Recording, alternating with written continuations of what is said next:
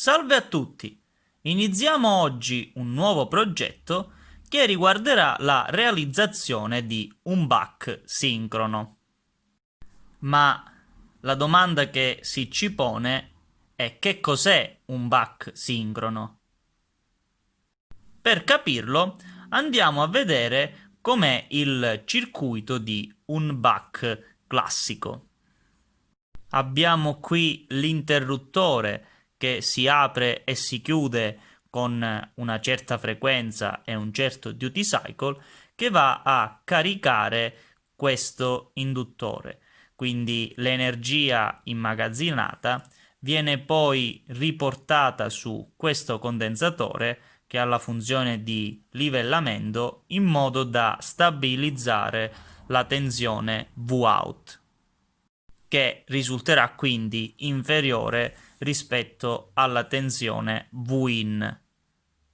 E poi vi è la presenza fondamentale del diodo di ricircolo. Infatti, quando poi l'interruttore si apre, quindi ha caricato l'induttore, quello che succede è che deve continuare a scorrere una certa corrente e quindi il diodo favorisce una scarica naturale dell'induttore. Per quanto riguarda invece il circuito del buck sincrono, abbiamo che resta praticamente uguale tranne una differenza, ovvero la presenza di un secondo attivo al posto del diodo di ricircolo. E com'è che funziona? Banalmente, quando l'interruttore superiore si apre, l'interruttore inferiore si chiude, in modo da poter consentire il ricircolo di corrente. Ovviamente questa apertura e chiusura degli interruttori avviene in modo opposto e soprattutto in modo sincrono, ed è proprio per questo che questa tipologia di buck viene chiamata sincrono. Vediamo adesso quali sono i vantaggi e gli svantaggi nell'utilizzare questa seconda tipologia di buck. Quindi abbiamo come vantaggi il fatto che risulta molto efficiente quando la corrente di uscita è minore di questo rapporto, quindi la tensione di caduta ai capi del diodo diviso la resistenza dell'attivo. In parole povere, quando la corrente di uscita è inferiore a questo valore, le perdite che si hanno utilizzando l'attivo sono inferiori rispetto a quelle che si avrebbero utilizzando il diodo. Come secondo vantaggio abbiamo ancora che è molto efficiente quando lavora in FCCM, quindi in Forced Continuous Conduction Mode, ovvero quando la corrente di uscita risulta inferiore a questo rapporto, quindi il ripple di corrente che si presenta sull'induttore diviso 2. Perché abbiamo un'alta efficienza? Perché quando il buck lavora in FCCM, in pratica i suoi due attivi stanno lavorando in ZVS. Quindi le perdite di commutazione sono di molto ridotte. Ultimo vantaggio, abbiamo che questo circuito in teoria non ha bisogno di feedback. E come mai presenta questa strana particolarità? Perché a differenza del buck classico, dove vi è la presenza del diodo di ricircolo, quindi in pratica la corrente può passare solo in questo verso, abbiamo che l'uscita si può soltanto caricare.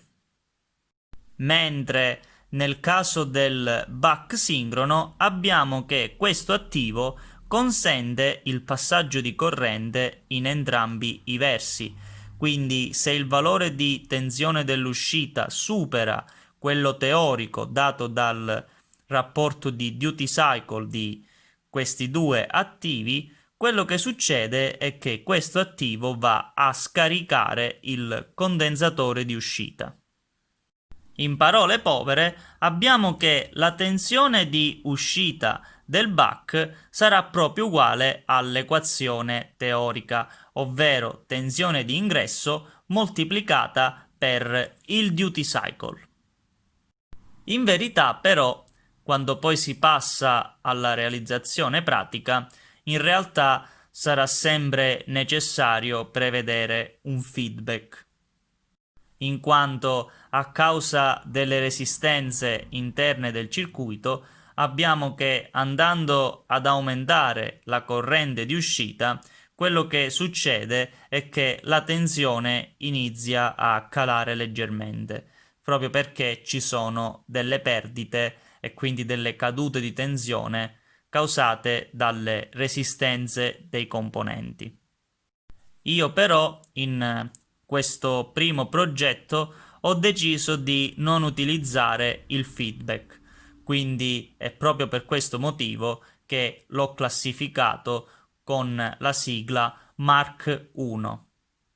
Poi nelle successive versioni che andrò a realizzare del buck sincrono andrò a prevedere anche una rete di feedback.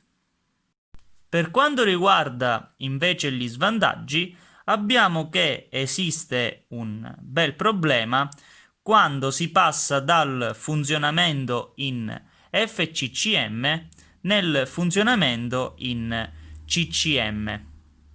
Infatti, in Continuous Conduction Mode abbiamo che il mezzo ponte formato da questi due attivi inizia a lavorare in hard switching e quindi, oltre a provocare un aumento delle perdite che si verificano sugli attivi, è causa anche del secondo svantaggio, ovvero che per realizzare questo buck sincrono vi è la necessità di utilizzare dei MOSFET davvero molto performanti.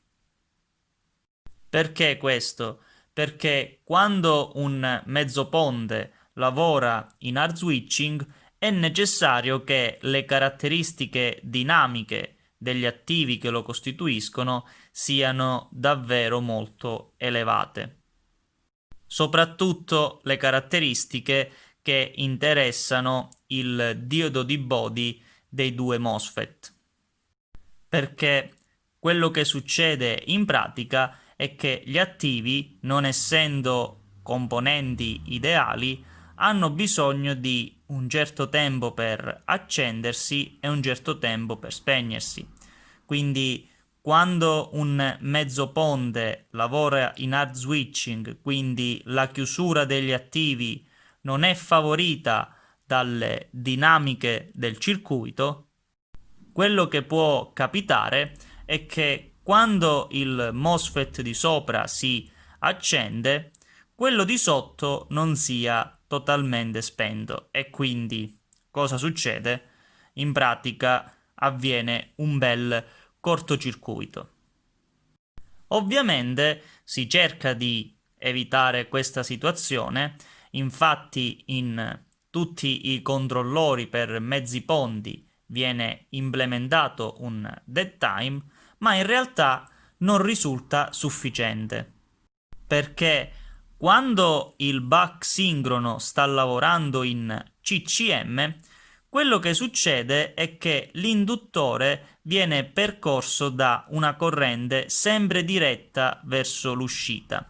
Quindi, anche se si apre questo interruttore, l'induttore tirerà sempre corrente e quindi entrerà in funzione il diodo di body del MOSFET. E se questo diodo ha un tempo di recupero inverso troppo elevato, quello che succede è che quando il MOSFET di sopra si accende, provocherà comunque un cortocircuito verso massa e quindi di conseguenza i due attivi rischiano seriamente di rompersi. Il circuito elettrico che ho pensato per realizzare il buck sincrono è il seguente. Abbiamo in ingresso la tensione di alimentazione che può raggiungere massimo un valore di 40 volt, seguito da uno stadio ad LDO che va a generare la tensione ausiliaria di 12 volt per l'integrato IR2153, che sarà poi quello che andrà a controllare il mezzo ponte. E per modificare il duty cycle si utilizzerà un suo circuito modificato che abbiamo già studiato sul canale e che quindi ci consentirà di effettuare questa variazione. Qui poi troviamo lo stadio del mezzo ponte che viene realizzato utilizzando il part number IRFZ44N, che sono dei MOSFET che hanno delle caratteristiche dinamiche sufficienti per poter lavorare in hard switching. E infine poi troviamo l'induttore e il condensatore di uscita, su cui poi andremo appunto a connettere il carico. Per quanto riguarda invece lo sbroglio del circuito, ecco qui come si presenta il layout sulla PCB. Quindi qui abbiamo il connettore d'ingresso seguito con lo stadio di LDO che va ad alimentare appunto il driver, dove tutto intorno vi è la sua circuiteria ausiliaria. Qui troviamo i due attivi del mezzo ponte. Come si può vedere si è disposto un layout in modo che siano simmetrici e in parallelo sono state messe queste due grosse capacità, una elettrolitica e una di tipo polimerica. E infine, nella parte inferiore, troviamo lo stadio di uscita. Quindi qui sarà posizionato l'induttore e qui saranno posizionati i due condensatori, sempre uno di tipo elettrolitico e uno di tipo polimerico, in quanto saranno presenti degli elevati ripple di corrente. E questo poi sarà il connettore su cui andremo a collegare il carico. Infine, ultima particolarità, sono stati messi due fusibili sulla scheda, quindi sia uno in ingresso e sia uno in uscita, del valore di 10 A. Questo perché voglio evitare che in qualsiasi punto del circuito venga superato un certo valore di corrente. Molto bene, quindi per il momento è tutto. Alla prossima!